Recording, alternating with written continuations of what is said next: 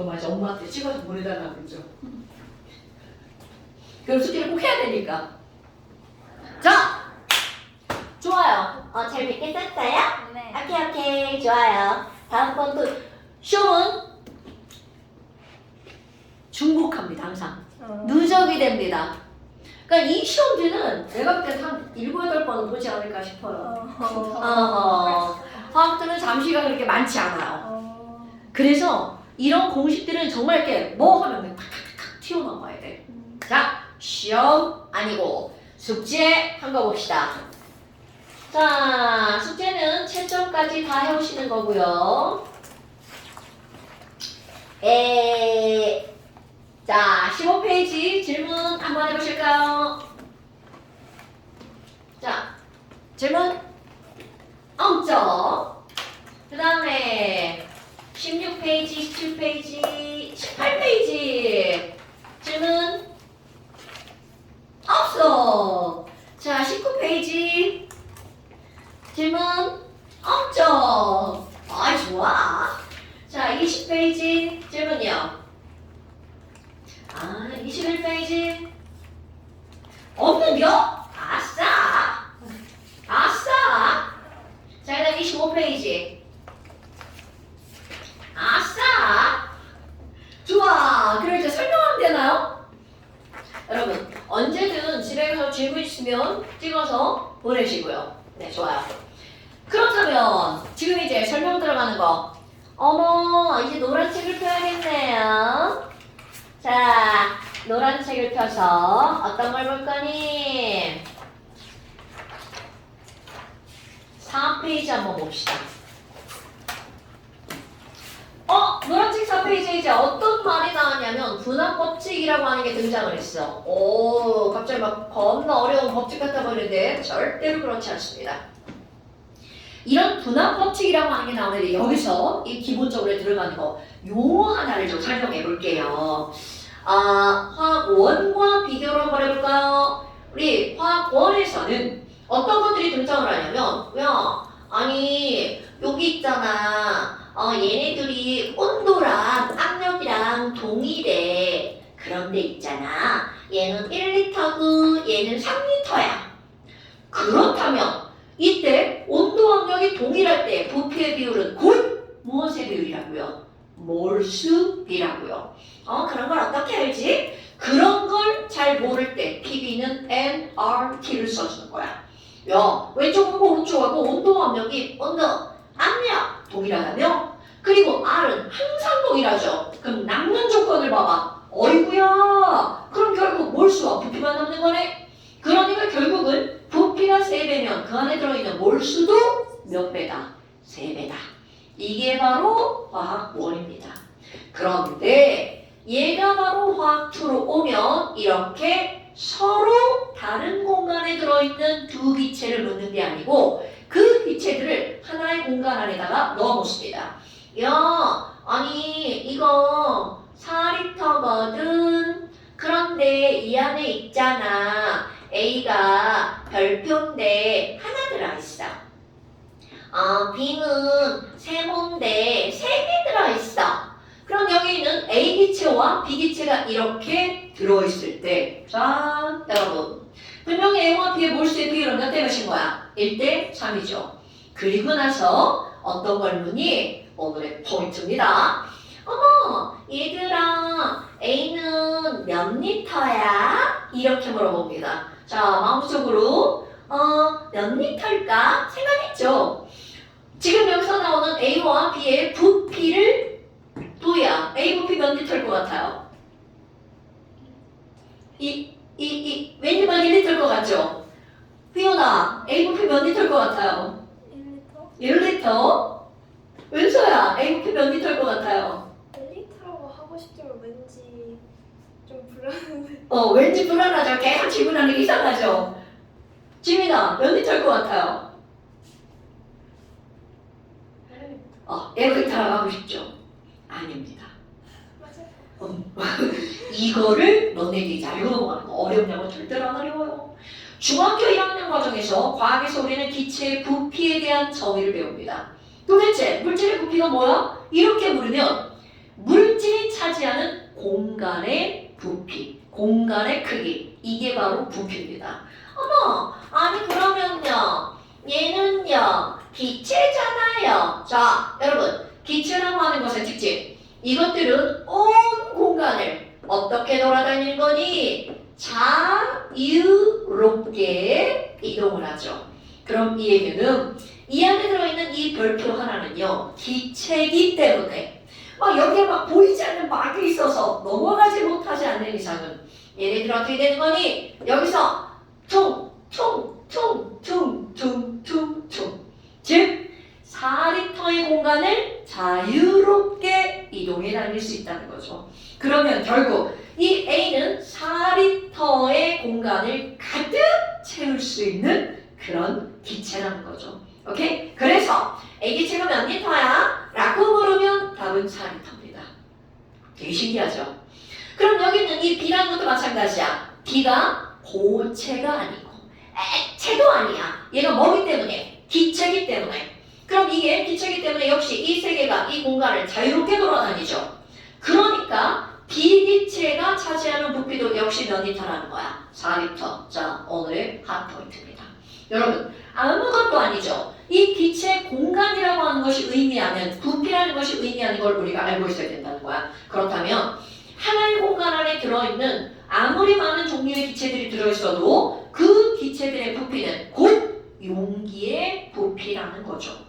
됐어요? 어머, 그럼 뭐야? 얘네들은 둘 다 부피가 4리터로 똑같구나. 그리고 또 하나, 너무나 당연한 온도를 한번 볼까요? 이거는 언제 배우나 모르겠네요. 온도라고 하는 거. 자, 지금 이 공간 안에 있어. 그럼 공간 안에 있는 모든 물질들은 열평형이 이루어진다 라고 하는 걸 중학교 2학년 2학기에 나오나요? 자, 내가 핸드폰을 이렇게 잡고 있어. 안 되겠다. 책을 이렇게 잡고 있어. 와, 책이 시원하다 라고 처음에 느꼈죠. 그런데 충분한 시간이 지나면 내 손의 온도와 책의 온도가 어떻게 될까요? 같아지죠. 그럼 이 얘기는 같은 공간 안에 있는 모든 물질들의 온도는 어떻다고요? 같다라고 가정을 하죠. 물론 사실 다릅니다. 니네 원하 온도가 같을 수가 있겠냐고. 그런데 우리는 같다라고 가정을 합니다. 그럼 이것도 마찬가지입니다. 야, 아니 여기 온도 있잖아. A 기체의 온도가 있고 B 기체의 온도가 있잖아. 그럼 얘네 온도는 어떤 거야? 자, 어떻다고요? 같다라고요. 얼마인지 모르지만 같다라는 거죠.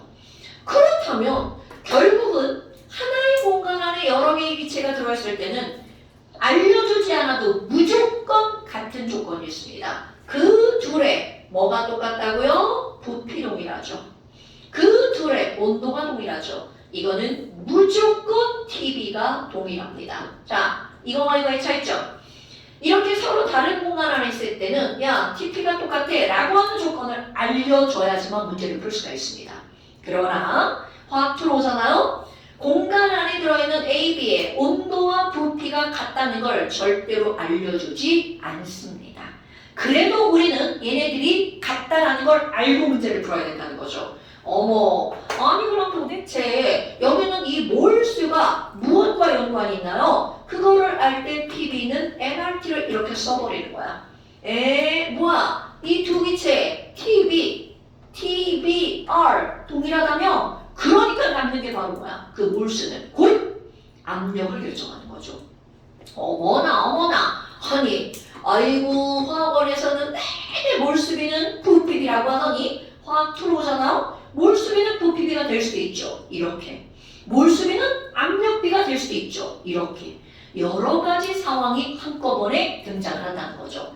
아이고, 그럼 뭐야? 몰수의 비율은 한글로 써볼까요? 압력의 비율이고만. 그래서 야, 아니 그러면 얘는 몰수가 3배니까 A 압력의 몇 배구나? 3배구나.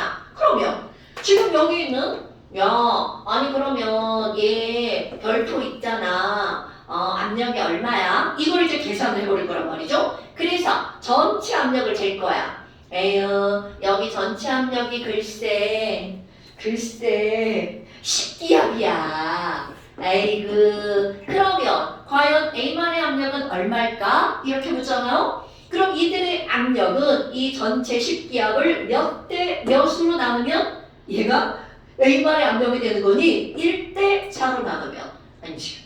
큰일 뻔했네. 1대 3으로 나누면 그렇다면 야 그럼 여기서 A 압력은 얼마야? 그거 A 압력 P는 여기 전체가 10기압이면 얘를 1대 3으로 나눌 거야. 4분의 1이구나. 그러니까 A 압력은 몇 기압이 되는 거야? 2.5기압이 되겠죠. 그럼 B의 압력은 얘네들은 7.5기압이야. 어머, 아니 그러면 신상님 여기서 이런 게 성립하는가 봐요. 그 기체의 전체 압력이라는 건 여기 있는 A의 압력과 B의 압력을 더하게 하는 건가 봐요. 네, 맞습니다. 이게 바로 여기에 있는 제목이에요. 분압 법칙.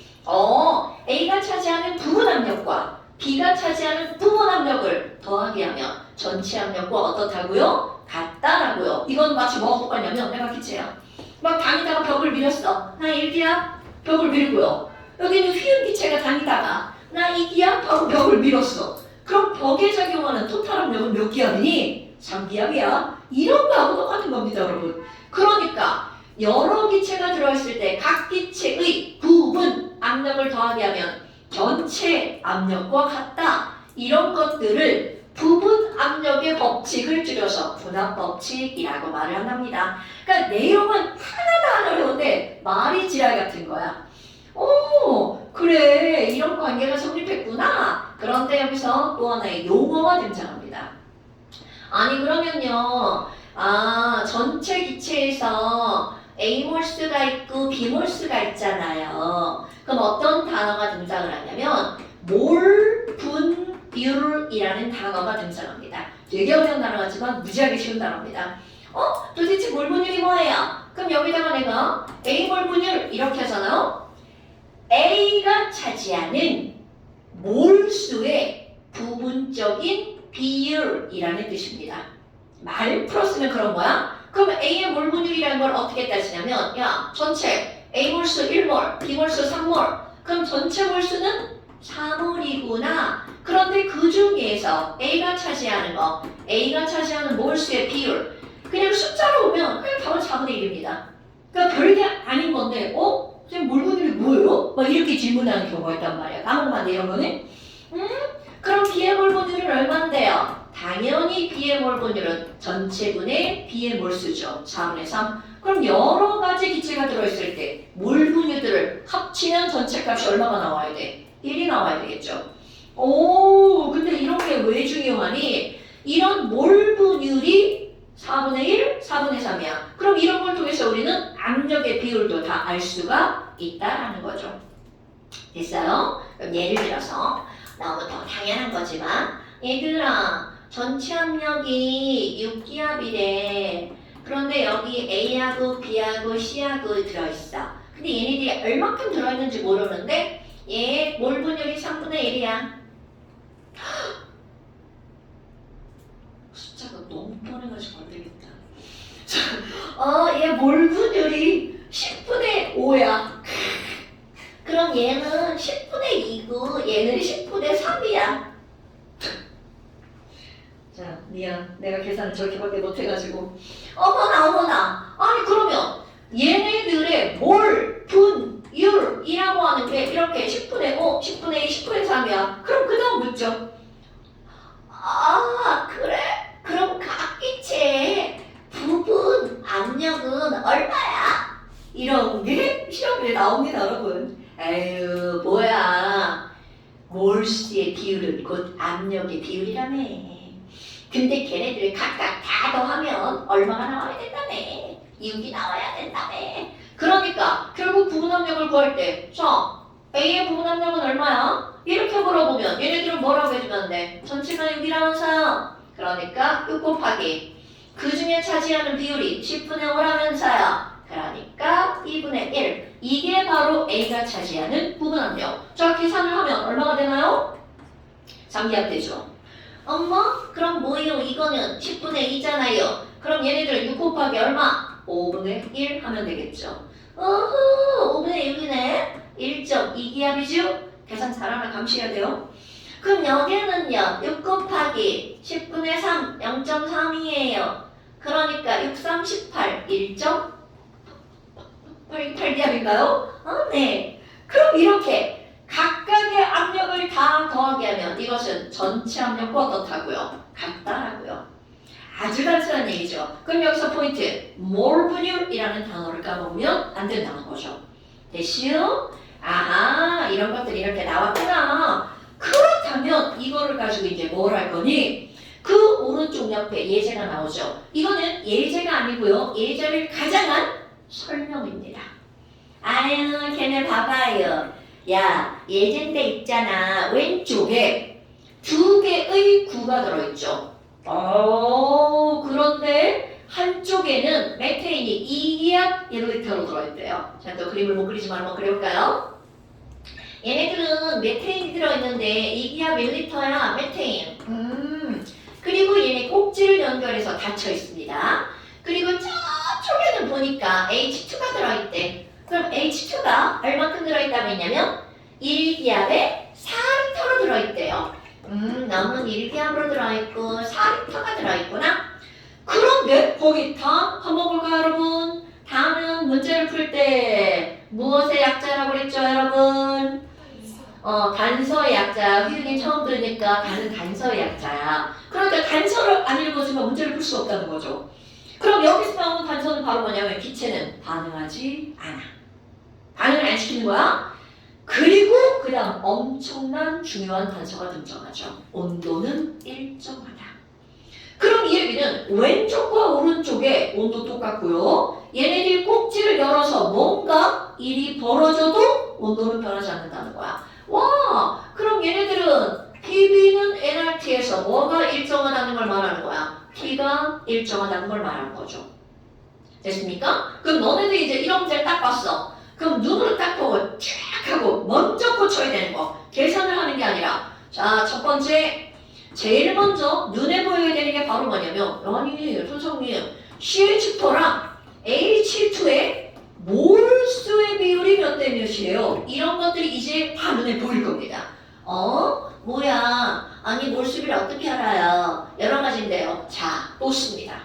PBNRT 이제 너네 질리도록 쓸 겁니다. 저거. 엄마, PB는 nRT잖아요. 그럼 여기에서 몰수의 비율을 구할 때 같은 조건 지워줍니다. 응? 온도 똑같다며? 얘랑 온도 똑같아. R 똑같아. 와우. 그러면 결국은 몰수는 뭐 곱하기 뭐에 비례하는 거야? P 곱하기 V에 비례하죠. 그래서 야, 메테인 봐봐. P 곱하기 V죠? 그럼 얘는 얼마가 되는 거야? 2죠. 그럼 여기 있는 수소는 1 곱하기 4죠. 와우. 그럼 뭐냐? 얘네들이 지금 현재 몇 대 몇의 몰수로 들어있다는 거야? 1대 2의 몰수로 들어있다는 거죠. 됐어요? PV는 nRT를 우리는 이런 식이라고 하죠. 맞는 공식이라고 부릅니다. 그 어떻게 나와도 PV는 nRT를 쓰면 웬만한 건 다 풀린다는 거죠. 그래? 그러면 두 번째. 자, 이제 이게 화학투에 나오는 시험 문제. 그냥 안 어려워요. 야, 아니 이거 꼭지 열 거야. 자, 꼭지를 열 거야. 그럼 꼭지를 열면 왼쪽에 있는 메테인이 여기를 통해서 오른쪽으로 가겠죠. 자, 그러면 지민아 1번 메테인은요 딱딱 오른쪽으로 갈 거예요. 2번 아니 메테인 기체잖아요. 어떻게 다 오른쪽으로 가요? 충분한 시간 지나면 왼쪽에도 오른쪽에도 메테인이 고르게 채워질 거예요. 자, 1번일까 2번일까? 당연히 2번이겠죠. 너네들도 그렇게 기억을 해야 된다는 겁니다, 여러분. 기체니까 얘네들은 꼭지를 열면 메테인은 왼쪽에만 있는 게 아니라 오른쪽으로도 고르게 퍼지는 거죠. 오케이? 그렇다면 아니 야 꼭지를 열기 전에 메테인 봐봐. 메테인만 따질 거야? 아니 얘는 1리터에 들어있는데 그게 2기압이라며.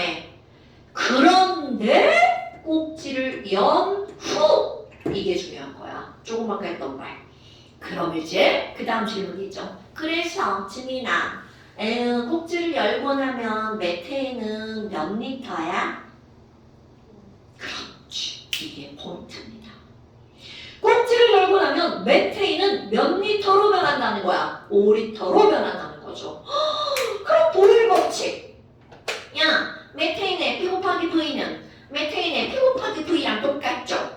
그러니까 결국은 무슨 말이니? 메테인의 부피가 5리터로 증가했죠. 5배나 증가한 거야. 그러니까 너무나 당연하게 메테인이 차지하는 메테인만의 부분 압력은 5분의 1로 줄어들 거라는 거야. 아, 그러니까 얘는 몇 기압이 된다고요? 5분의 2 기압이 된다고요. 누구만의 기압이? 메테인만의 기압이. 어머, 아니 그러면 꼭지를 열기 전 수소는요?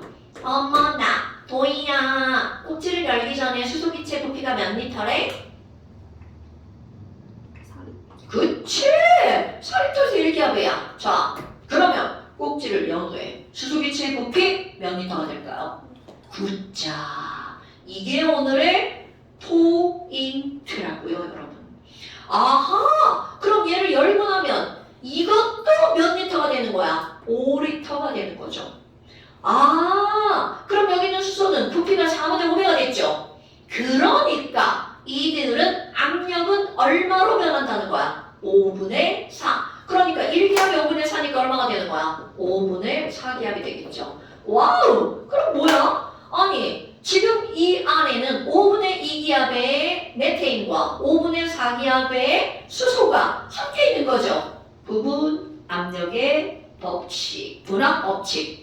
와, 그러면 전체 압력 P는요, 얼마니? 각각의 기체의 부분 압력의 뭐와 같다고요? 합력과 같다고요. 그러니까 전체 압력은 5분의 2 더하기 5분의 4 계산 안 할 거예요? 는 5분의 2 더하기 4구나.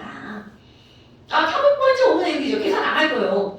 그렇다면 이거를 이렇게 해서 뭐를 구한 거야? 꼭지를 열었을 때 각 기체의 부분 압력 구했죠? 그리고 더합해서 부분 압력의 합도 구했죠? 그럼 이렇게 구해내는 게 기본 중에 기본이죠. 그런데 이거를 구하는 또 다른 방법. 똑같은 원리를 이용할 거야. 자, 어떤 원리를 이용할 거니? 화학원을 배운 지 오래된 사람도 있고 배운 지 얼마 안 된 사람도 있고 그 화학원에서 이런 게 나오죠. 야, 설탕물 있어. 아이고, 여기 설탕물 있네? 야, 뭔지 알아? 어떤 팀반에 틀린 개수만큼 하나 틀릴 때 100원씩 벌금이야. 그래서 요만큼밖에 없죠. 100원씩 벌금이야. 모아가지고 맛있는 거 먹기로 했는데 모아지지가 않네. 벌금을 모으기 시작하면서 벌금이 안 벌려. 그 전까지 막 틀리더니 돈이 무서워. 자, 그렇다면 여기 설탕물, 여기 설탕물이야. 얘를 혼합할 거야. 그럼 당연히 농도가 달라지겠죠. 근데 아무리 농도가 달라져도 절대로 변하지 않는 거. 야, 여기 설탕이 100개가 있어. 여기 설탕이 200개가 있어. 혼합하면 농도 달라지지만 전체 설탕 개수가 몇 개라는 건 불변. 300개라는 건 불변이라는 거죠. 여기 100개, 여기 200개 섞었어. 농도 달라지고 부피도 달라지죠. 그런데 설탕의 몰수의 합은 변한다? 안 변한다? 네. 벌써 기억에서 편으로 사라지셨나요? 그러면 안 됩니다. 그렇다면 여기도 마찬가지입니다. 똑같은 거거든요. 농도랑. 아니 꼭지 열어가지고 얘랑 섞을 거야. 얘랑 섞을 거야. 그렇다면 얘네들은 어떻게 변할 거니? 압력이, 부분 압력이, 전체 압력이. 그럴 때 지금 이용하는 거. 자, 이제 조금 배운 사람들이 하는 겁니다.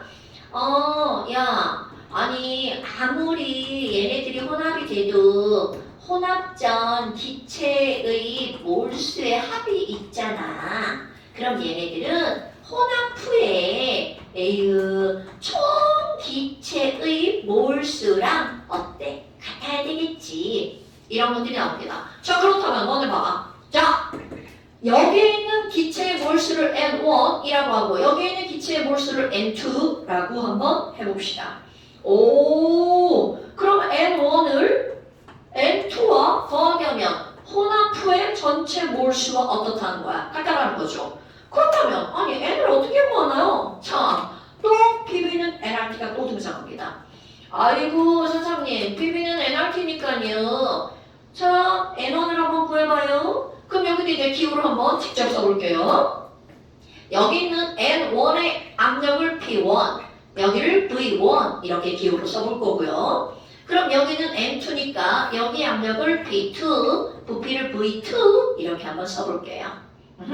아이고 그럼 선생님 여기에 몰수는요 PV는 nRT니까요 RT분의 P 곱하기 V인데 얘가 P1이고 V1이죠. 그리고 온도도 당연 T1이어야겠죠. R은 전부 다 똑같으니까 패스. 어머나 그럼 여기는요 너무나 당연하게 PV, NR은 똑같아요. PV, RT는 똑같아요. 그런데 압력이 P2V2고요. 여기 온도도 T2겠죠. 그런데 자 아까 했던 말 온도가 어떻다고요? 일정하다고 했죠. 그러니까 이제 여기다 그대로 한번 써볼게요. 어머 N1은요 R 곱하기 T분의 온도 똑같죠? P1, V1 이게 바로 메테인의 몰수가 되겠죠. 그럼 여기는 N2 이것도 RT분의 P 곱하기 V, P2V2 이게 바로 수증기체의 몰수가 되겠죠. 그렇다면 이거를 합한 게 전체 몰수가 되겠죠? 그럼 우리 전체 압력은 그냥 P, 전체 부피는 그냥 V 이렇게 한번 해봅시다. 그러니까 얘네들은 RT분의 P 곱하기 V, 전체 압력 P, 전체 부피 V. 아이고 야 그럼 결국은 N1 더하기 N2가 N과의 관계가 성립하는 걸 통해서 얘네들 공식 하나를 만들어내는데 여기 RT랑 여기 RT랑 여기 RT랑 다 똑같죠. 그러니까 RT 약분돼서 사라지죠. 그렇다면 오늘 절대로 까먹으면 안 되는 거 어떤 기체의 혼합하기 전과 혼합한 후에 그들의 압력과 부피의 관계. 자 혼합 전 P1V1 더하기 P2V2는 혼합 후 PV와 어떻다고요? 같다라는 거죠. 오케이? 어머 그럼 선생님 온도가 다르면 어떻게 해요? 온도가 다르면 여기다 살짝 T 이렇게 써주면 되겠죠. 그런데 온도가 다른 문제는 100문제 나오면 한 문제가 나올까 말까? 근데 나올 수도 있죠. 그럼 그때는 온도가 다 써주면 돼. 근데 당연히 절대 온도가 다 집어넣어야겠죠. 됐어요 여러분? 아 별거 아니구나. 그러니까 결국 이것들을 이용해서 우리는 전체 압력 P를 계산하죠. 자 이제 계산할 겁니다. 아까 우리는 전체 압력 P가 얼마가 나왔어? 5분의 6이 나왔죠. 그럼 이렇게 계산을 해도 얘네들 얼마가 나와야 된다는 거야? 5분의 6이 나와야 된다는 거죠? 계산해볼게요. P1V1 2 곱하기 1 2 곱하기 1 더하기 P2V2 1 곱하기 4는 P 곱하기 V P 몰라 구하는 거니까 전체 압력 P죠? 그리고 곱하기 V 자 꼭지를 열면 1리터 4리터니까 전체 부피가 몇 리터가 되는 거야? 5리터가 되겠죠. 아 뭐야 그러니까 압력 P는 몇 분의 몇이 되는 거야? 5분의 2 더하기 4가 되겠죠. 그대로 나오죠 여러분. 그러니까 여기에서 이렇게 부분 압력을 먼저 구해서 전체 압력을 구할 수도 있고요. 이렇게 전체 압력을 그냥 먼저 구해도 상관이 없다는 거죠. 그런데 왜 선생님이 자꾸 저걸 더하기를 안 하고 적겠으니? 자, 바로 어떤 것 때문에 그런 거냐면 여러분 우리 조금 아까 여기로 가면 어머 몰수의 비율이 곧 압력의 비율이라면서요. 그럼 이제 그 다음 시험 문제가 나오는 거죠. 야 전체 압력 P를 구했어? 그럼 각각의 부분 압력은 얼마야? 이렇게 물어봅니다. 그런데 우리는 맨 처음에 자 몰수의 비율을 구했죠. 그럼 이들 각각의 몰수의 비율이 몇 대 몇이라는 거야? 1대 2죠. 아이고 그러면 전체 압력을 몇 대 몇으로 쪼개면 부분 압력이 나오는 거야? 1대 2로 쪼개면 부분 압력이 나오죠. 그러니까 사실은 여기는 P1V1 더하기 P2V2가 PV다. 이 공식을 이용하면 부분 압력까지 어떻게 되는 거야? 같이 구해지는 거죠. 그냥 확 더하기 하는 게 아니라 그냥 5분의 2 더하기 5분의 4 하면 야 여기 부분 압력이 예? 메테인의 부분 압력 이게 수소의 부분 압력이야. 왜? 몰수의 비율이 몇 대 몇이니까 1대 2니까 압력의 비율도 1대 2일걸 이렇게 등장을 하는 겁니다 여러분. 그러니까 결국 되게 설명이 정확하잖아. 이런 것들을 풀 때 위에 것처럼 풀어도 되고 밑에 것처럼 풀어도 되는 거야. 그런데 화학투를 배웠다면 어떤 걸 이용한다고요? 바로 밑에 거. 그 공식이 바로 P1V1 더하기 P2V2를 뭐 같다고요? PV1 같아요 라고 하는 걸 이용하는 겁니다. 됐슈? 그러면 그 밑에 예제 2번 한번 볼까요? 자, 예제 2번은 진짜 문제를 푸는 겁니다. 그럼 여기 문제를 푸는 거는 뭐냐면 아니 대방식인데 메테인이 0.2기압에 1리터에 들어있죠. 그런데 얘네들 꼭지를 열 거야. 그리고 나서 불을 붙일 거야. 단계가 두 단계로 진행이 되는 거야. 아이고 그럼 꼭지를 열면 걔네들이 뭐가 달라지겠어요? 압력이 달라지겠죠. 피윤아 지금 메테인이 0.2기압에 1리터 들어있잖아. 자 꼭지를 열면 메테인의 부피 몇 리터로 변하죠? 2리터. 굿자. 그럼 메테인의 부피가 2리터로 변했으니까 메테인의 부분 압력은 몇 기압이죠?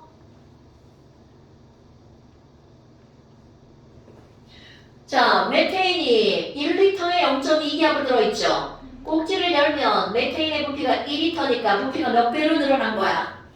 2배로 늘어났죠. 그러니까 꼭지를 연 후 각 기체의 부분 압력을 먼저 구하는 겁니다. 그러니까 메테인의 부분 압력은 지금 얼마인가요? 0.1기압이 되었죠. 그럼 산소도 똑같은 방법으로 구해볼까요? 산소 좀 많네요. 자, 산소는 지금 몇 기압으로 들어있어요? 1기압으로 들어있죠. 아이고, 근데 1리터에 들어있네. 은서야. 자, 꼭지를 열었어. 그럼 산소 기체의 압력은 몇 기압이 되나요? 필기한다. 선생님 말 안 들었군요. 아니야? 자, 산소는 현재 1리터에 1기압으로 들었죠. 그런데 꼭지를 열 거야. 그러면 산소의 부피 몇 리터로 늘어나나요? 2리터로 늘어나죠. 그럼 부피가 2배가 됐으니까 압력은 얼마가 돼야 돼? 0. 그렇지, 0.5기압. 그러니까 꼭지를 연 후 산소의 부분 압력은 몇 기압이라는 거야? 0.5기압이죠. 오케이? 그리고 나서야. 자, 꼭지를 열었지만 아직은 반응 전이죠. 그런데 그리고 나서 불을 빵 붙입니다. 이렇게 한 후 얘네들을 뭐 시킨다고요? 반응을 시킵니다. 그럼 당연하게 화학원처럼 뭐가 나오는 거야? 처반나가 등장합니다. 그럼 여기까지는 반응 안 해! 라고 했는데 갑자기 여기서 반응 시킬 거야! 이렇게 나오는 겁니다 여러분.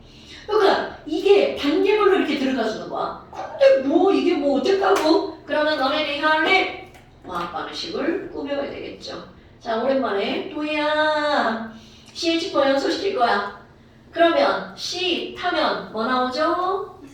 그렇지, CO2 나오죠. H 타면 뭐 나오죠?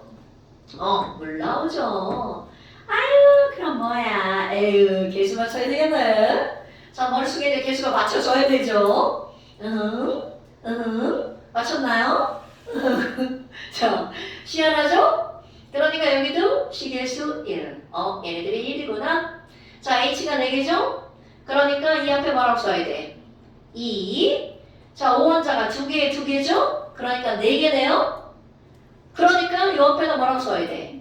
2. 이렇게 써야 되겠죠. 아이고, 그러면 이들이 반응하는 몰, 수의 비율이 1:1이죠. 자, 화학원에서는 몰 수비는 무조건 부피비였단 말이야. 그런데 이들은 꼭지를 열어버렸어. 그러니까 하나의 공간에 들어가 있죠. 자, 꼭지를 열어버렸어. 하나의 공간 안에 들어가 있죠. 하나의 공간 안에 들어있으면 이거는 무조건 TV 동일이야. 그러니까 이 몰 수비는 무엇을 결정하는 요인이 되는 거야? PV는 LRT, TV 동일. 자, 그때 몰수는 무엇을 결정한다고요? 압력을 결정하는 거야. 그러니까 지금 여기에는 이 몰수의 비율이 화학 반응식이죠. 그럼 얘는 무엇의 비율로 변해버렸다고요? 반응하는 압력의 비율로 변해버리는 거야. 그러니까 이게 화학원은 무조건 한 가지만 나오니까 그 한 가지만 가지고 문제를 풀면 되잖아. 근데 화학적은 꼭 너네들 신경 쓸 거 다른 공간이냐 같은 공간이냐 그거에 따라 몰수를 구하는 게 달라진다는 거죠. 오케이? 그런데 그것도 쉬워. 비빈 에너지 하나만 가지면 뭐 어떤 조건들이 같은지 다 버리고 나머지만 가지고 풀면 되겠죠. 오케이? 그럼 뭐야? 얘네들 맨 처음에 요만큼 있었는데 그럼 반응하는 것은 몇 대 몇 대 몇 대 몇으로 반응하는 거야? 1대, 2대, 1대 2로 반응하는 거구나. 0.1기압과 0.5기압이 있다. 희연아, 막 누군가가 막 남을 것 같지? 그럼 누가 남아야 돼? 그럼 이렇게 해볼까? 0.1기압, 0.5기압이 있는데 얘 1에 해당하는 얘는 2만 반응한대. 그럼 누가 부족할 것 같지 않아? 누가 부족할까? 메테인. 당연하죠. 남는 것보다 부족한 거 따지는 게 더 쉽죠. 쌤, 메테인은 저는 조금이에요. 그러니까 결국 이 반응은 메테인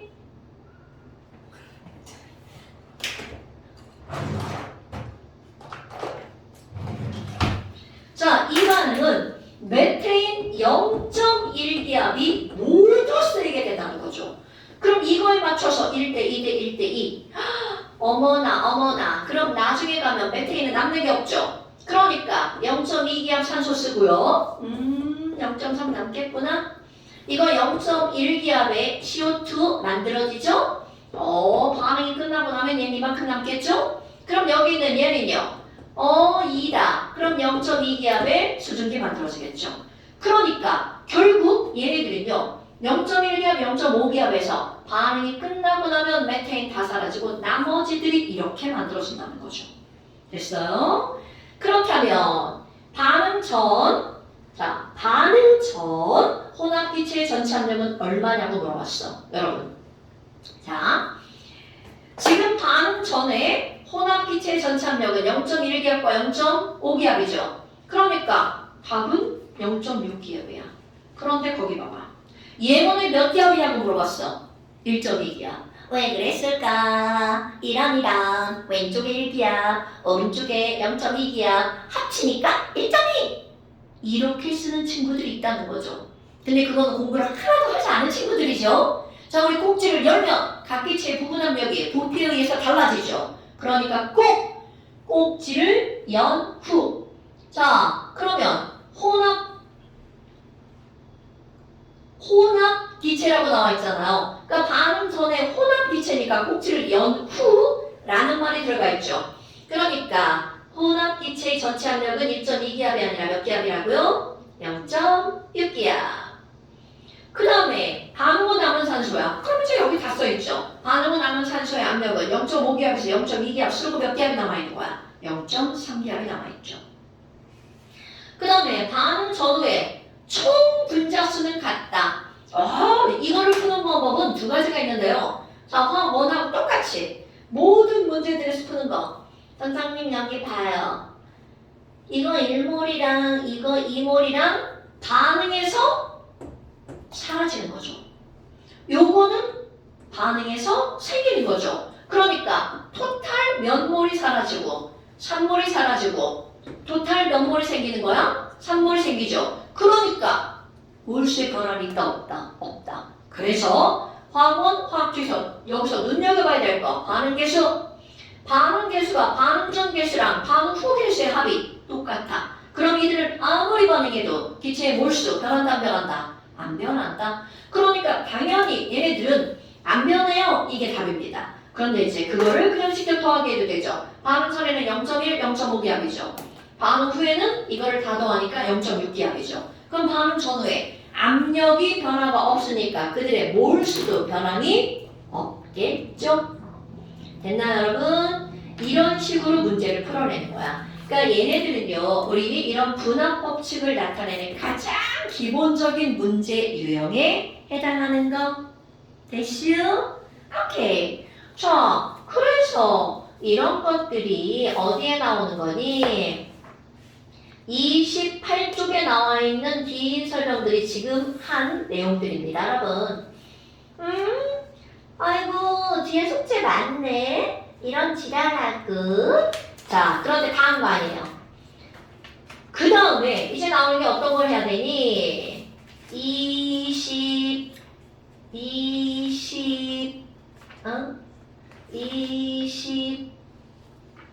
26페이지. 자, 여기에 또 이제 뭔가 나오죠? 그러면 이거는 5페이지에 나오는 겁니다. 야, 너 나만 또 온 거야, 지금? 아씨. 에어컨을 절로 옮겨? 아니, 내가 항상 넣은 게 아니잖아. 아, 여기는 춥구나. 아, 조금. 이것이 뭔지 알아? 추울 때 입는 거야. 휴. 진짜야. 그런 용도야. 이렇게. 왜? 난 그런 거 신경 안 써. 일단 이거 진짜 이렇게 입는 거야. 신기하지? 난 얼마 전에 샀어. 빌려줄게. 이거 하나가 진짜 되게 괜찮더라고. 나무 많아. 자, 팔만 끼고 있어요. 팔만 끼고 있어도 안 덥지, 안 춥지. 자, 이제 그 다음에 나오는 내용이 어떤 게 나오냐면 내용들이 사실 별게 없어요. 여기에 제목은 뭐라고 나왔나? 확산. 확산? 오? 은서야, 확산 몇 학년 때 배웠어? 중1이요. 그럼요. 그때 확산에서 배운 게 뭐예요? 공기 입자들이 응. 퍼져나가면서 그렇지. 퍼져나가. 퍼져나가는 막 깊이 설명하려 하지 마. 아는 것만 얘기하는 거야. 자, 중학교 때 확산이라고 하는 거는 향수 냄새 맡았어요. 그렇지. 거기서 설명하는 핵심 포인트는 뭐냐면 기체 분자는 스스로 운동한다. 그게 핵심 포인트예요, 여러분. 그게 중학교 과학에서 나오는 확산이 갖는 의미가 되는 거야. 그럼 이제 이게 고등학교로 오잖아요? 아, 그래? 스스로 운동한다고? 그럼 언제는 빠르고 언제는 느려? 확산 속도에 관한 게 고등학교 과정에서 나오는 거야. 아, 그런데 우리 커먼센스로 한번 생각해볼까요? 여러분, 가벼운 게 더 빨라, 무거운 게 더 빨라? 당연하죠. 그럼 가벼운 게 더 빨랐어. 그럼 얘네들이 질량이 똑같아. 그러면 뜨거울 때 더 빨라, 차가울 때 더 빨라? 그럼요. 그런 것들을 중학교 1학년 때도 분명히 나왔을걸요? 그럼 이런 것들의 숫자를 구체화시키는 게 고등학교 과학. 그래서 어떤 사람이 등장하냐면 그레이엄이라고 하는 아저씨가 등장합니다. 아저씨 이름 중요하지 않아요? 그레이엄이라는 아저씨가 등장을 하는데요. 이 아저씨는 야, 우리 분명히 가벼운 게 빠르다는 걸 알잖아. 그럼 이 가벼운 게 무거운 것보다 얼마나 빠를까? 라고 하는 걸 실험적으로 알아내는 거야. 아하, 그래. 번호 까먹었다. 몇 번이니까 까먹었네. 몰라. 2번. 4번이에요? 자, 그렇다면 이런 확산이라고 하는 건 분자가 스스로 운동해서 퍼져나가는 현상을 확산이라고 하는 거야. 근데 너네 자, 우리가 배우고 있는 단어는 기체입니다. 지금 다 기체에 대해서만 얘기하고 있는 거야. 그렇다면 그레이엄이라고 하는 사람은 에휴, 야, 아니 가벼운 게 빠르다며. 그래서 가벼운 게 얼마나 빠르니? 라고 하는 걸 그레이엄의 확산 법칙이라는 걸로 실험을 해요. 그럼 이 사람이 어떤 실험을 했냐면 야, 나 암모니아 기체 한번 준비해 볼 거야. 암모니아 가스입니다. 자, 암모니아 가스는 눈에 보이지 않아요. 눈에 보이지 않아요. 그리고 또 HCl 가스를 준비해 볼 거예요. HCl 가스 눈에 보이지 않아요. 무색입니다. 그런데 이들 둘이 만날 거예요. 그럼 얘네들은 어떤 일이 벌어지니? 오, NH3 여기 이렇게 비공유전자땅이 있어요. 쟤네 오늘 시험 볼 거들. 여기 비공유전자땅이 있어요. 그러면 지금 얘 비공유전자쌍은 전자니까 마이너스잖아. 그럼 저쪽에 있는 H 플러스를 유혹합니다. H가 플러스잖아. 야 H 플러스 이리 와 붙어. 나한테 붙어. 그럼 얘가 여기 가서 달라붙으면 뭐가 만들어질까? NH4 플러스가 만들어집니다. 그럼 여기다 Cl 마이너스가 뭐라고 그래? 야, 난 음이온이야. 너랑 결합할게. 가서 달라붙습니다. 이온 결합이에요. 그럼 여기에 NH4Cl이라는 게 만들어집니다. 그런데 얘는요, solid랍니다. 어이구, 그럼 너네 봐. 기체랑 기체랑 만났는데 뭐가 만들어지는 거야? 고체가 만들어지죠. 그럼 기체는 무색이어서 눈에 안 보였는데 고체가 만들어지니까 우리 눈에 보인단 말이죠. 근데 우리가 생각할 때는 고체 덩어리 이렇게 만들어질 것 같지만 얘네들이 워낙에 작은 기체들이 만나서 만들어진 고체이기 때문에 우리의 느낌은 밀가루와 같은 느낌이에요.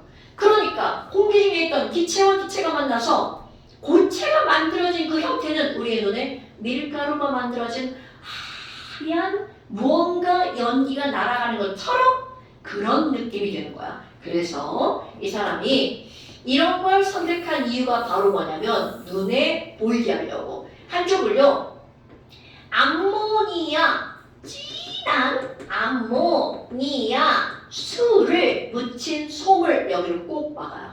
그럼 너무나 당연하게 암모니아 수가 묻어있으니까 거기서는 어떤 기체가 빠져나가는 거야? 암모니아 기체가 빠져나가겠죠.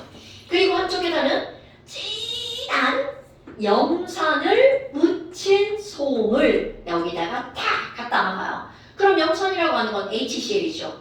그러니까 여기서 어떤 가스가 빠져나가는 거야? HCl 가스가 빠져나갑니다. 눈에 보이지 않아. 그럼 여기 있는 애들 응차응차 나가고 여기다 응차응차 막 갈 거 아니야. 그러면 우리 만약 얘네들이 가벼운 애들 무거운 애들 상관없이 이동하는 속도가 똑같았다면 얘네들이 정가운데서만 나겠죠. 당연히 실험할 때 얘는 지금 맞고 얘는 한참 있다 맞고 이러지 않겠죠. 동시에 딱 막아야 될 거 아니겠어요. 그럼 동시에 딱 막았어요. 그래서 가운데 생길까?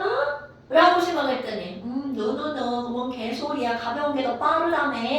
그래서 그들의 가벼운 걸 정하는 거 바로 분자량. CL 아니었다. 자, 여기다가 CL 하나 더 한다면 자, 기억을 한번 상기해볼까? 두희야 생각나? CL 원자량 얼마? 37.5. 시민아, CL 원자량 얼마인지 생각나? 원자량. 은서야, CL 원자량 35.5. 그치? 대답하려고 했어? 아니요. 자, 35.5. 사실 다 알려줘요. 그럼 얘가 35.5니까 H가 1이죠. 그럼 얘는 얼마라는 거야? 36.5. 그러니까 실험을 하는 사람들은 너는 가볍고 얘는 무겁다는 걸 다 한단 말이죠. 그러니까 너는 빨리빨리 가고 넌 천천히 가죠. 그래서 이들 둘이 만나는 곳은 바로 여기 어딘가에서 이렇게 만날 거야. 그러니까 정가운데가 아니고 살짝 치우친 여기에 마치 아까 얘기한 거 밀가루가 거기에 쫙 있는 밀가루를 쫙 뿌리는 거야. 그런 식의 모양이 실제로 그렇게 생깁니다. 만들어져요. 그래서 이런 걸 표현할 때 뭐라고 하냐면 이렇게 말합니다. 흰 연기처럼 흰 연기가 아니라는 거죠. 보이는 작은 알갱이가 여기서 만들어지는 거야. 어머, 그럼 뭐야? 선생님, 여기부터 여기까지 길이 랭스 L1 제고요. 여기부터 여기까지 길이 L2 제거예요. 아유, 그럼 뭐야? 속도 바로 나오네. 왜냐면 둘이 동시에 탁 막았어. 동시에 탁 만났어. 그러니까 둘이 이동한 속도가 어떤 거야? 같은 거죠. 말을 잘못했어. 시간이 같은 거죠. 그러니까 속도 D는 뭐분의 뭡니까? 시간 변화량분의 이동한 거리 변위죠. 그러니까 얘네들은 결국은 만날 때까지 걸린 시간은 똑같아. 에휴, 많이 간 놈이 빠른 거지. 당연하다. 공식 따위 몰라도 돼. 많이 간 놈이 빠른 거지. 그러니까 결국은 완벽하게 이들의 거리의 비율이 곧 무엇과 비례한다는 거야? 속도에 비례한다는 거죠. 그래서 L1 대 L2를 잽니다. V1 대 V2. 그럼 당연히 누가 더 빠르다는 걸 금방 알 수 있어. 아모니아가 더 빠르다는 걸 금방 알 수 있죠. 그럼 이 사람이 한 일이 바로 뭐냐면, 야, 그러면 이 속도와 과연 분자량은 어떤 관계가 있을까? 라고 하는 걸 여러 가지 실험 데이터를 가지고 결론을 얻어냅니다. 그래서 우리는 그 결론을 머릿속에 다 집어넣어야죠. 가벼운 게 더 빠르다며? 무거운 건 느리다며? 그러면 얼마나 느리고 얼마나 빠르니? 자, 이 결론 기억하는 겁니다. 두 기체가 움직이는 확산 속도의 비율은요. 결론 바로 분자량에 반비례하는 게 맞습니다. 그런데 그냥 분자량에 반비례하는 게 아니라 분자량의 이런 말 다 알겠죠? 제곱근이라는 말. 자, 얻어내는 결론. 분자량의 제곱근에 반비례한다 라고 하는 결론을 얻어냅니다. 되게 신기하죠? 그러니까 이런 사실들이 별게 아닌 거야. 그런데 엄청나게 중요하게 취급이 됩니다. 어머나 어머나 어머나. 아니 그럼 뭐야. 여기에서 너네 봐봐. 분자량이라고 하는 건 이건 물리하고 같이 쓰는 거라 분자량을 M이라고 씁니다. 물리하고 함께 쓰는 공식은 분자량을 M이라고 씁니다. 확산 속도의 B는 V라고 한번 해볼까요? 그렇다면 아니 VNH3를 VHCl로 나눌 거야. 그럼 얘네들은 어떻게 되니? 자, 이들은요 분자량에 반비례한다고 했으니까 NH3가 여기 있고 여기에 HCl 이렇게 들어가겠죠. 막 이렇게 써놓으면 졸라 어려워 보여. 근데 그냥 반비례가 아니라 뭐에 반비례한다고? 제곱근에 반비례한다고요.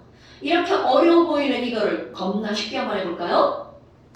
실제로 암모니아랑 HCl은요 예를 들기 안 적절한 예야. 숫자 봐. 이걸 가지고 문제를 어떻게 푸냐고. 말도 안 되죠. 그러니까 이제 쉬운 걸로 바꿔볼게요.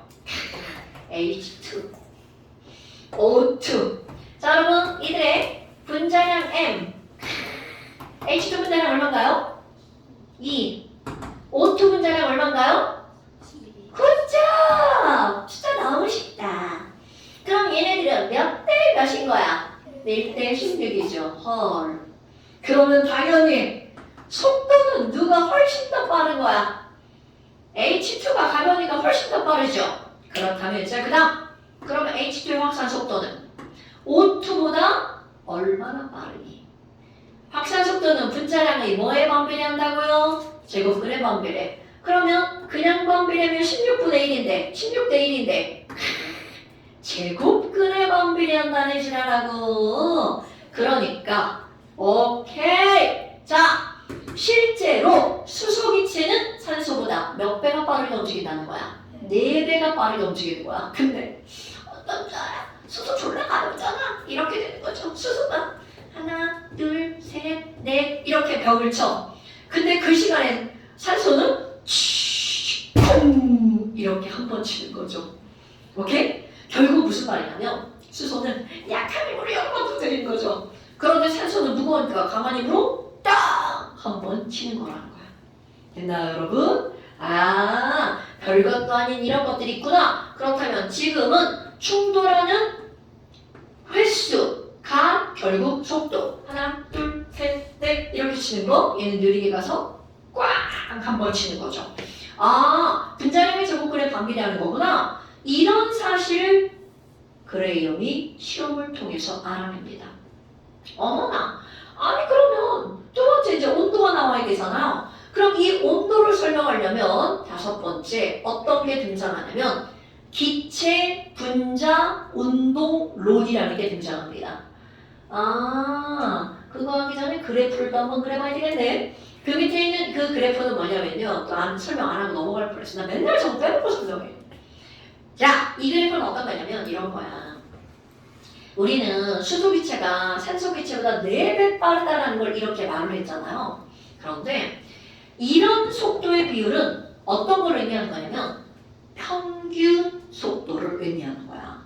그럼 얘는 자, 나 수소기체, 우리 다 수소기체야. 우리 다 5명이서 자 빠르게 움직이는 거야. 그런데 아무리 똑같은 수소기체라더라도 우리 5개의 속도가 몽땅 다 똑같을 거니 절대로 그렇지 않다는 거죠.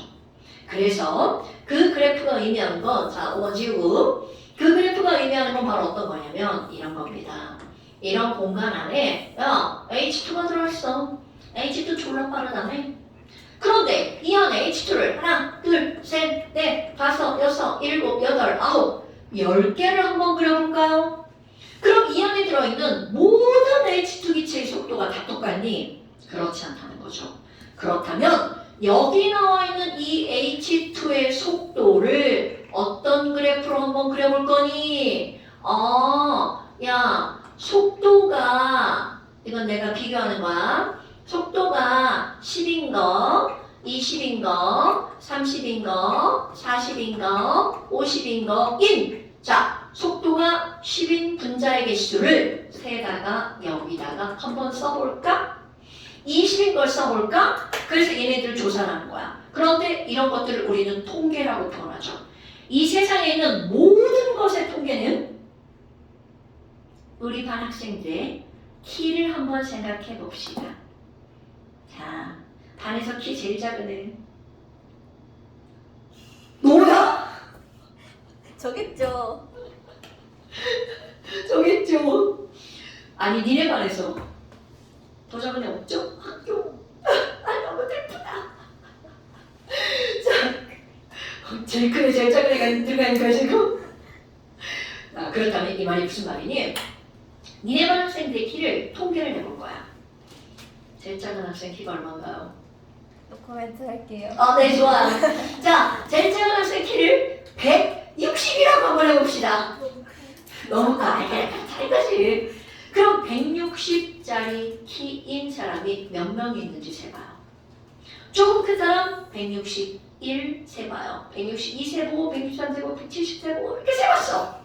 그러면 우리 반에 내가 제일 클 것 같지만 저기 더 큰 애가 있단 말이죠. 그래서 어떻게 할 거니? 160인 사람 몇 명인지 세. 제일 큰 사람 172짜리 몇 명인지 세. 그러면 제일 작은 사람 개수랑 제일 큰 사람의 개수는 몇 명 없죠?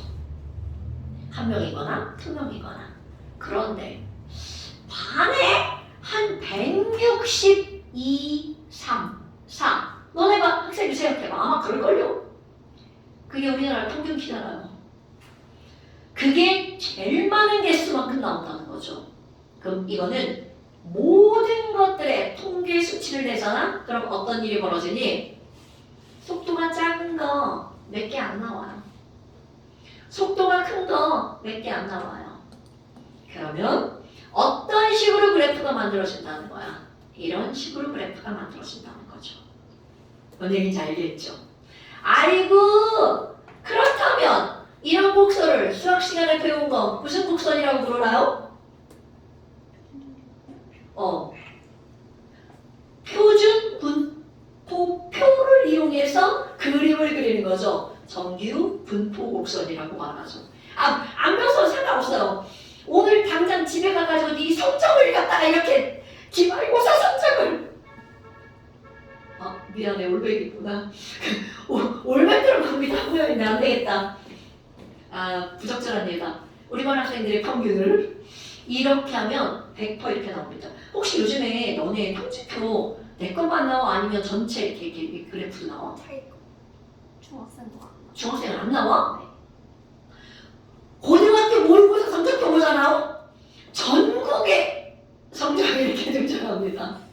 나의 위치 여긴지 막 이렇게 나오는 거죠.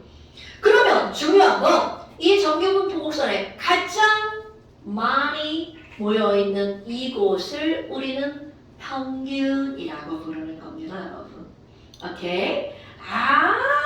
여기가 평균 분자수가 가장 많은 쪽이 평균 속도구나. 그래서 자, 내가 아까 얘기한 수소기체와 산소기체를 이 그래프를 그대로 비교를 할 거야. 그렇다면 어떤 일이 벌어지는 거니? 자, 속도 수소기체는요, 속도가 느린 거, 속도가 빠른 거 이렇게 하잖아. 그럼 느린 것도 있고 빠른 것도 있어. 그런데 가벼우니까 얘는 전체적으로 빠른 쪽에 평균이 만들어진다는 거죠. 오케이? 그런데 여기 있는 산소기체는 와우, 얘 졸라 느려. 그럼 산소기체는 전체적으로 이런 식으로 그래프가 만들어진다는 거죠. 그러니까 산소의 평균 속도, 수소의 평균 속도 누가 더 빠르다고요? 수소가 더 빠르다고요. 됐어요? 그럼 이제 실제 시험 문제에서는 이렇게 나오겠죠. A와 B가 있어. A, B의 평균 속도는 누가 더 빨라? 이렇게 물어보는 겁니다, 여러분. 야, 수소와 산소가 뻔하지 뭐 당연히 수가 빠르죠. 그러면 얘네들은요. 평균 속도는 A하고 B하고 누가 더 빨라요? B가 더 빨라요. 그리고 A와 B의 분자량은 누가 더 크냐고 묻는 거죠. 그러면 당연히 반비례하는 거니까 A가 더 무거운 거야. 이렇게 그래프 해석하죠. 그리고 그래프 해석 중에 중요한 거. 아무리 평균 속도가 B가 더 빠르다 하더라도 모든 B의 속도가 모든 A의 속도보다 더 빠른 것은 아니다라는 거죠. 됐어요, 여러분? 그러니까 우리가 말하는 모든 것들은 바로 뭘 나타내는 거라고요? 평균. 거기 그래프를 보세요. 자, 왼쪽 말고 오른쪽 거를 한번 볼까요? 자, 오른쪽 것의 A와 B의 평균 속도 인지점 잡히죠, 여러분? A의 평균 속도, B의 평균 속도야. 그렇다면 그래프 잘 읽고 대답해야 돼. 평균 속도는 A가 더 빨라, B가 더 빨라? B가 더 빠르죠. 왜? 가로축이 속도니까. 그렇다면 A 분자량과 B 분자량은 누가 더 크니? 이렇게 묻는다고요. 그럼 누가 더 크다고요? A. 그러면 가번축 가번 봐봐. 우리는 분명히 온도가 높을수록 속도가 빠르다는 걸 알고 있잖아요. 그러면 이번에는 가번 그래프는 같은 기체를 가지고 온도를 다르게 실험한 거야. 그럼 T1에서 평균 속도 어딘지 눈에 보이죠? T2에서 평균 속도 어딘지 눈에 보이죠? 그러면 T1과 T2 평균 속도 어디에서 더 빠르다고요? T2. 그렇지. 그러니까 온도가 T1이 더 높은 거야? T2가 더 높은 거야? T2가 더 높은 거야. 이렇게 해석하는 거랍니다. 어때요? 해석은 별거 없죠? 자, 그렇다면 그 빼먹은 그래프 이제 설명했고요. 돌아와 볼까요? 5번. 나 이거 맨날 빼먹어, 설명을. 하기 싫은가 봐. 이거 그림 안 봤으면 또 빼먹었어. 자, 그렇다면 이제 5번에 이상기체 분자 운동론이라는 게 나옵니다. 실제 기체 아니고요? 네, 이상기체. 이상기체 분자 운동론이라는 게 나옵니다. 그런데 이제 여기서 아주 단순하지만 중요한 게 나오는데요. 자, 아까 했던 것도 한번 해볼까? 여러분, 이 안에 기체가 들어있어요. 육면체구나. 근데 내가 막 휘어졌네요. 여기에 기체가 들어있습니다. 그러면 너희들한테 이제 이렇게 묻죠. 얘들아, 1번 기체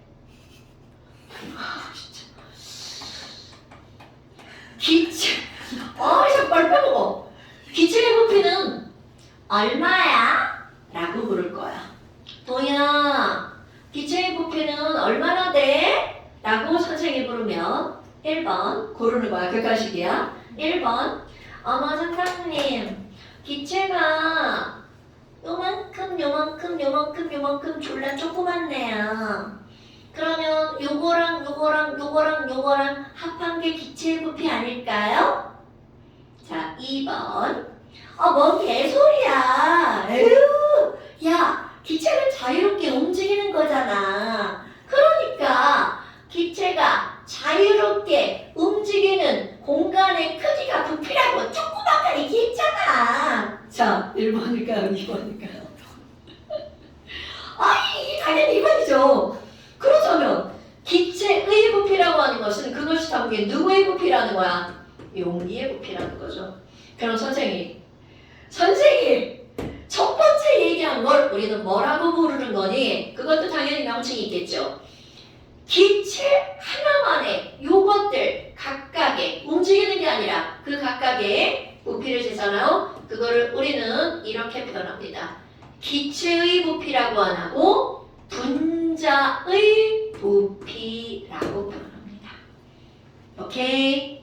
이게 뭔 말인지 알겠죠? 자, 분자의 부피 요거 하나야.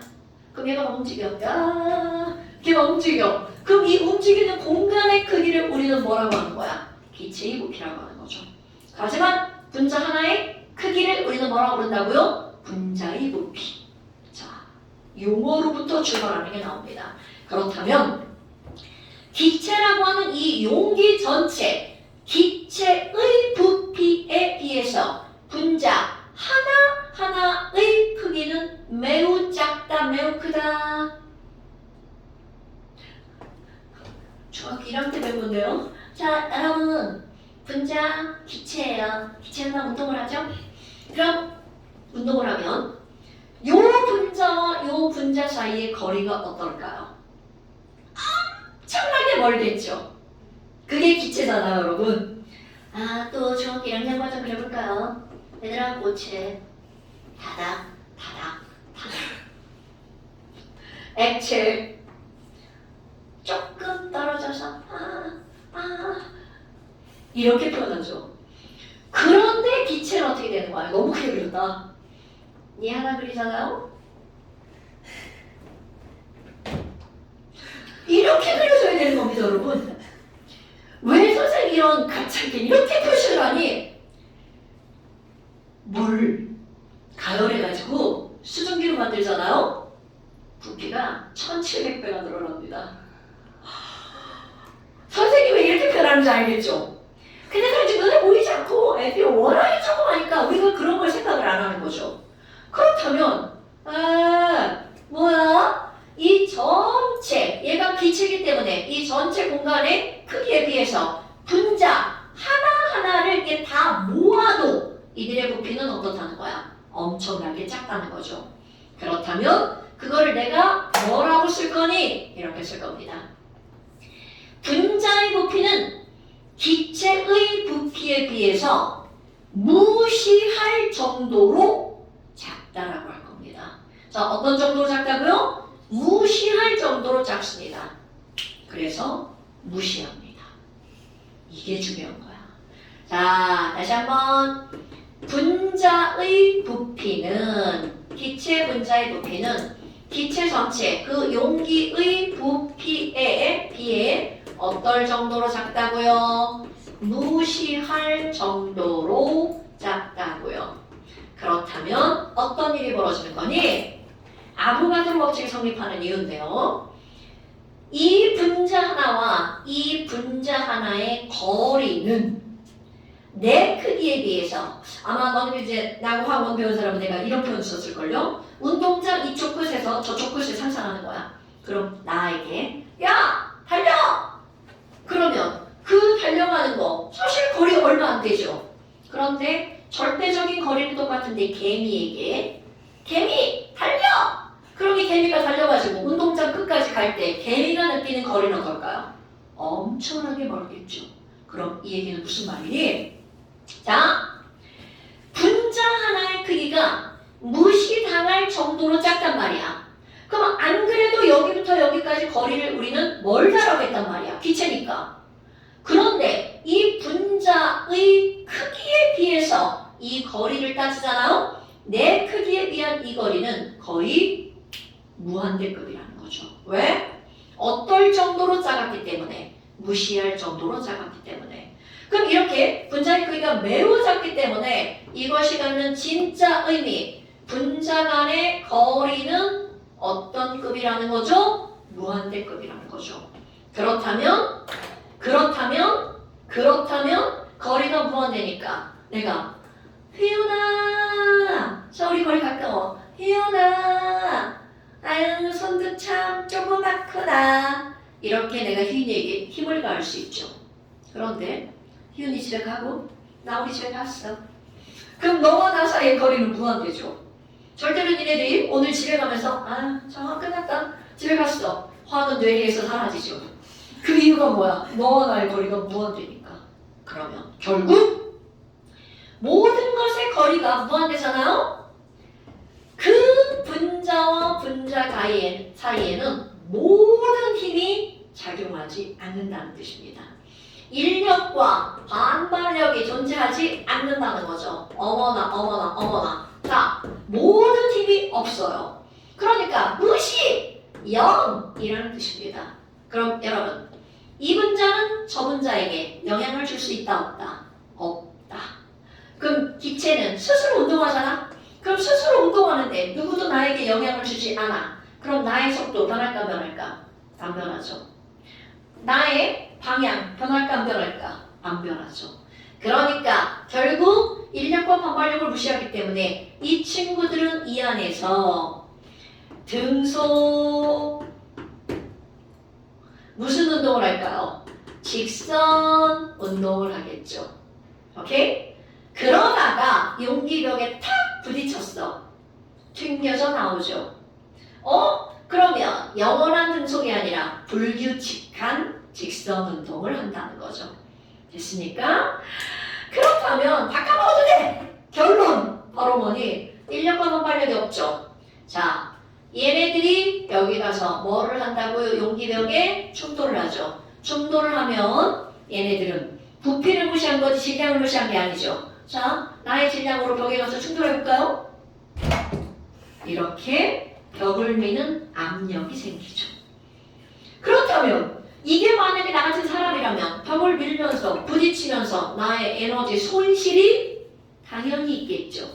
그러나 얘네들은 모든 걸 다 무시해버렸죠. 그렇다면 여기에 충돌할 때 뭐도 무시할까요? 에너지 손실도 없어! 이렇게 무시해버립니다. 이거는 실제로 다 있다는 뜻이에요. 그냥 무시한다는 거죠. 그렇다면 얘네들은 충돌할 때 자, 뭐도 무시한다고요? 거기서 써 있을걸요? 에너지 손실도 무시합니다. 혹시 물리적 배운 사람 모든 것들의 에너지 손실을 무시하는 운동을 무슨 충돌이라고 하죠? 아직 안 배웠어. 완전 탄성 충돌. 몰라? 됐어? 패스? 안 배우나? 물리체에서 배우나? 자, 완전 탄성 충돌이라는 게 있어요. 그런데 너네 봐봐. 조금 얘기한 거. 에너지 손실을 무시한다고 그랬죠. 그런 거 완전 탄성 충돌이라고 하는데 그런데 실제는 그런 게 가능할까 불가능할까? 불가능합니다, 여러분. 자, 그럼 이제 여기에 포인트입니다. 이것의 포인트 단어. 그렇다면 기체 분자들이 운동하면서 에너지 손실이 없죠. 그렇다면 기체 분자의 운동 에너지는 기체 분자의 운동 에너지는 손실되지 않죠. 무엇에 의해서 달라지지 않는다는 거야? 충돌에 의해서 없어지지 않죠. 말을 막 글로 쓰려니까 안 돼. 손 안 올라가. 자, 운동 에너지는 충돌에 의해서 손실되지 않으니까 그대로 어떻게 될까요? 보존되겠죠. 그럼 정확히 설명한 거죠. 도대체 그럼 분자들의 운동 에너지에 영향을 미치는 요인은 뭘까? 정확히 설명한 거죠. 자, 기체 분자의 운동 에너지 공식이 뭐야? 지난번 시험 아니야? 중위과정인가? 위치 에너지와 이렇게 써야 되나? 운동 에너지 공식 있죠? 니네 아직 안 배웠니? 중학교 때 중학교 과정에서 배웠죠? 3학년 3학년. 근데 대답 안 해주는 거야? 알죠?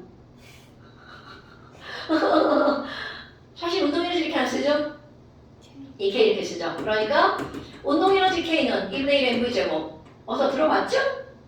당연하죠. 모르면 안 돼요. 큰일 나. 자, 그렇다면 이 얘기는 기체 분자의 운동 에너지는 충돌에 의해서 사라지지 않죠. 그렇다면 이 기체 분자의 운동 에너지는 도대체 무엇에 의해서 결정이 되니? 너 봐봐. 기체든 구체든 액체든 운동 얘는 얼마라고요? 2분의 1 mv의 제곱이야. 어머나 어머나. 그러면 선생님 지금 여기 봐봐요. 아니 온도가 일정하면 이제 유도 하나 할 거예요. 기체 분자의 운동 에너지는 분자량과 어떤 관계가 있을까요? 자, 속도는 가벼운 게 빨랐죠. 그렇다면 도대체 이런 운동 에너지는 가벼워지면 어떻게 될까? 그래서 얘네들을 이렇게 비례 표시로 바꾸고요. m 곱하기 v의 제곱으로 바꿉니다. 어머나 어머나. 그런데 우리 조금 아까 여기 지웠네. 그레이엄이라는 사람이 뭐라고 말을 했냐면 야, 아니 가벼운 애는 빠르고 무거운 애는 느리다며. 그래서 기체 분자의 확산 속도 V는 무엇의 제곱근에 반비례한다고요? 분자량의 제곱근에 반비례한다고 했죠. 그러면 여기다 그대로 그걸 집어넣을 거야. 분자량의 제곱근에 반비례한다. 기체 분자의 확산 속도는 분자량의 제곱근에 반비례한다라고 하는 이거를 그대로 여기다가 대입해 버릴 겁니다. 그렇다면 과연 이 m과 어떤 관련이 있는지 m으로 다 바꿔버린 거야. 그랬더니 와우, 너네 벌써 눈으로 계산했죠? 자, m 곱하기 v 대신에 이거 대입합니다. 루트 n분의 1의 제곱이죠. 어머, 뭡니까? 1. 헐! 아니 그럼 이게 무슨 얘기야? 아니 분자량이 바뀌면 속도가 바뀌죠. 그래서 자, 가벼운 걸 집어넣으면 V가 커지죠. 무거운 걸 집어넣으면 V가 작아지죠. 그래서 결국 무슨 말이니? 결론! 기체 분자의 종류, 즉 분자량은 절대로 운동에너지 EK에 영향이 없다라는 거죠. 그럼 여기 반드시 우리가 지금 배우고 있는 게 뭐야? 기체입니다, 여러분. 기체 분자의 종류는요, 기체 분자의 운동 에너지와 전혀 관련이 없습니다. 어머, 아니 그러면 선생님, 지금 EK는 2분의 1 mv제곱인데 m하고 EK는 관계가 없는 거네요? 그렇다면 V를 변화시킬 수 있는 요인이 하나가 더 있다는 거죠. 바로 어떤 거? 온도. 오케이. 그래서 어떤 결론이 나오는 거니? 기체 분자의 운동 에너지는 전혀 종류하고는 관계가 없죠. 그래서 결론, 운동 에너지 EK는요, 무엇에 의해서만 달라지는 거냐면 절대 온도에 의해서만 변화가 됩니다. 오케이? 어머나, 그러면 그거를 또 길게 유도하나요? 노노노.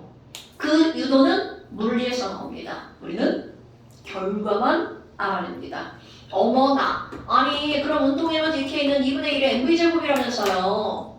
그럼 그 물리에서 나오는 기체 분자의 운동에너지는 온도에만 비례한다는 거. 변화, 비례로 바꿀까요? 절대 온도에만 비례한다는 공식 하나를 여기다 또 집어넣습니다. 그래서 물리에서 유도한 거, 자 물리 좀 배우신 언니들, 기체 분자의 운동에너지 K는 뭡니까? 아 이게 원에서 나오는 트에서 나오는 걸 모르겠네? 배운 기억은 나 안 나? 안 나. 그럼 내가 할게. 자 결론만 기억하면 돼. 자 2분의 3이라고 하는 건 왜 나오는 거냐면 기체 분자가 운동하는 방향입니다. 기체니까 X축, Y축, Z축이죠. 그래서 2분의 1 mvx의 제곱, 2분의 1 mvy의 제곱, 그거를 다 더하게 하면 세 방향이죠. 뭐가 나와? 2분의 3. 그리고 여기에 상수 들어갑니다. 신경 안 써도 되고요. 2분의 3 KT라고 하는 식이 나옵니다. 이거 까먹으면 안 돼요. 여기 있는 2분의 1 mv제곱은요. 고체와 액체와 기체 모두 성립하는 공식이야.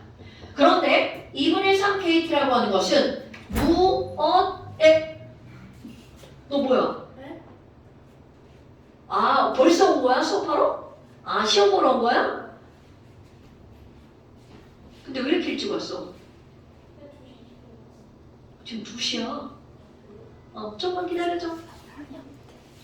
좀 쬐고 있어. 자, 뒷반에 수업하는 애기잖아. 여기인데 뒤에 좀씩 일찍 가야 돼. 그래. 그래서 시험 먼저 들어왔어. 아, 그러면 2분의 3 KT?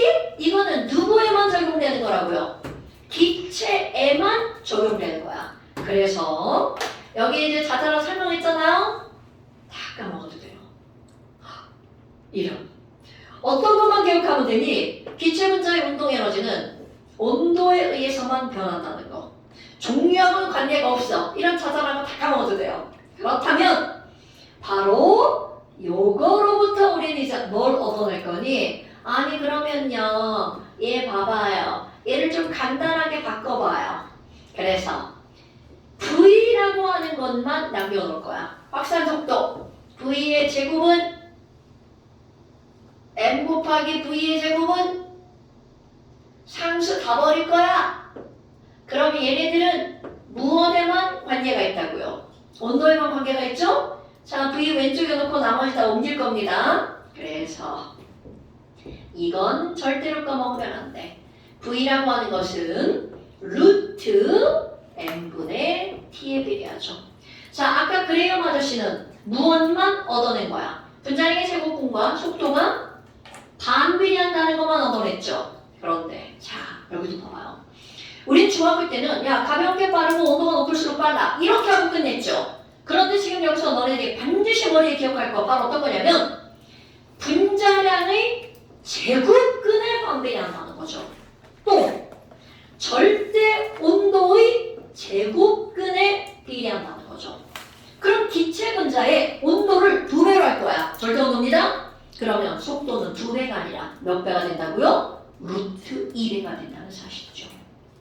이게 별것도 아니잖아요. 자, 중학교 때 그냥 온도가 높으면 속도가 빨라 이렇게 끝냈잖아. 그런데 고등학교로 왔어. 온도가 2배면 속도가 2배야. 이렇게 하면 틀린다고요. 오케이? 그러니까 이거를 완전히 뭐로 기억해버리는 거야? 공식으로 기억해버리는 겁니다, 여러분. 됐어요? 자, 그래서 잠시 한번 봐볼까요? 잠시. 자, 1페이지 이제 채워볼까요? 자, 5번 봐봐. 기체 분자의 운동 에너지죠. 자, 기체 분자의 운동 에너지죠. 기체 분자의 운동 에너지 K는 뭘 써주면 돼? 2분의 1 mv 제곱은 2분의 3 KT다. 왜 발음이 자꾸 이렇게 뭉개지지? 2분의 1 mv 제곱은 2분의 3 KT다. 그 다음에 지금 써요? 아, 이거 지금 써도 돼. 뒤에 한 장 더 있거든. 더 있을걸? 그죠? 네, 더 있죠? 더 많아? 그렇다면 평균 속도 V는 자, 이걸 쓰는 겁니다. 루트 M분의 T. 이거 외우세요. 루트 M분의 T.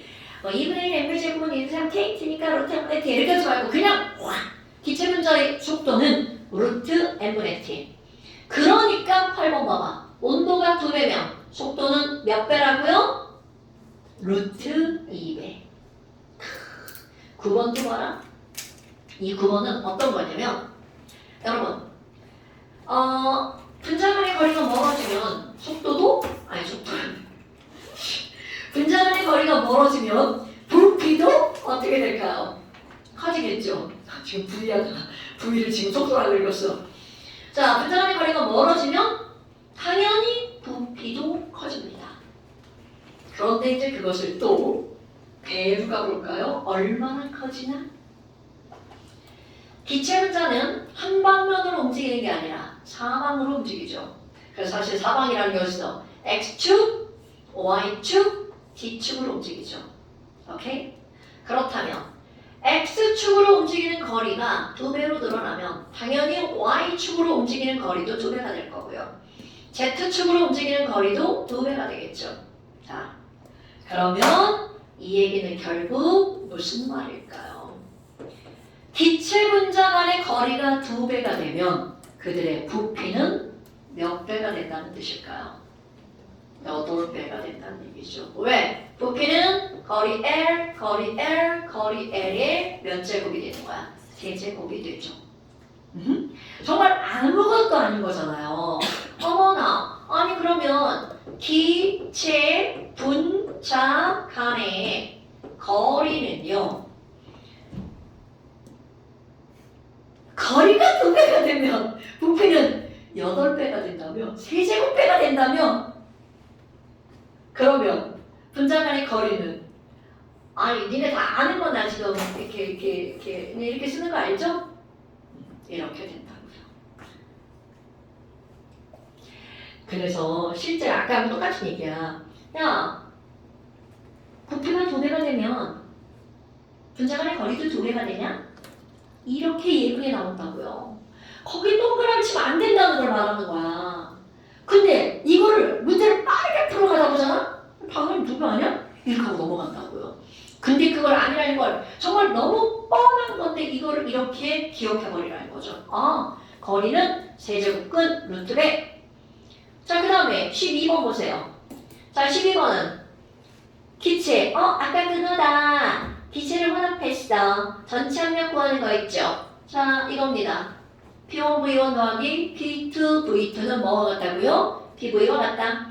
그러니까 PV는 P1V1 더하기 P2V2. 만약에 여기가 3개가 있어. 그럼 P3V3 들어가겠죠?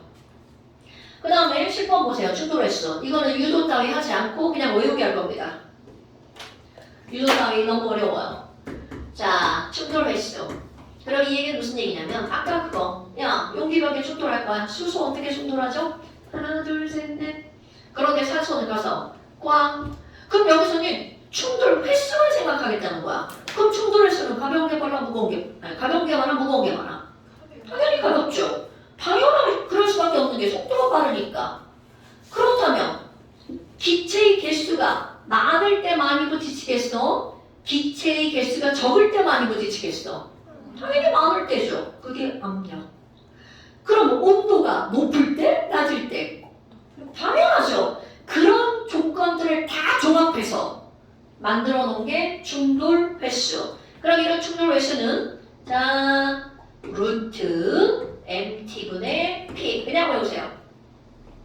이것도 절대로 하지 않습니다. 루트 MT분의 P. 그럼 이걸 잘못 이해하잖아요. 선생님 이상해요. 온도가 높으면 충돌 횟수가 많은 거 아니에요? 그러면 거기에 의문을 삼자다 여기다가 P는 V분의 nRT를 넣으세요. 그럼 여기는 루트 T고 위에는 T죠. 그러면 온도가 커지면 충돌 횟수도 많아진다 이게 나오죠. 그러니까 어떤 조건들에 가장 많이 나오는 분자량 온도 압력만 여기다 갖다 집어넣은 거야. 루트 MT분의 P. 오케이? 자, 그래서 여기에 1쪽에 이제 다 채웠죠? 넘겨볼까요? 그 다음 쪽. 자, 그 다음 쪽 숙제 또 들어가는 거야. 1번, 2번, 3번, 4번, 5번, 6번, 7번, 8번, 9번, 10번, 11번까지. 여기는 순서대로. 11번까지. 11번까지. 1번부터 11번까지. 까지. 됐죠? 귀엽죠? 오케이. 자, 그 다음에 원자 숙제. 29쪽부터 34쪽까지. 여기도 하나 뭐 안 할 거 있는데 그냥 들어가 보세요. 질문하시면 되죠. 질문하면 되지 뭐. 29부터 34까지. 오늘 고생하셨습니다.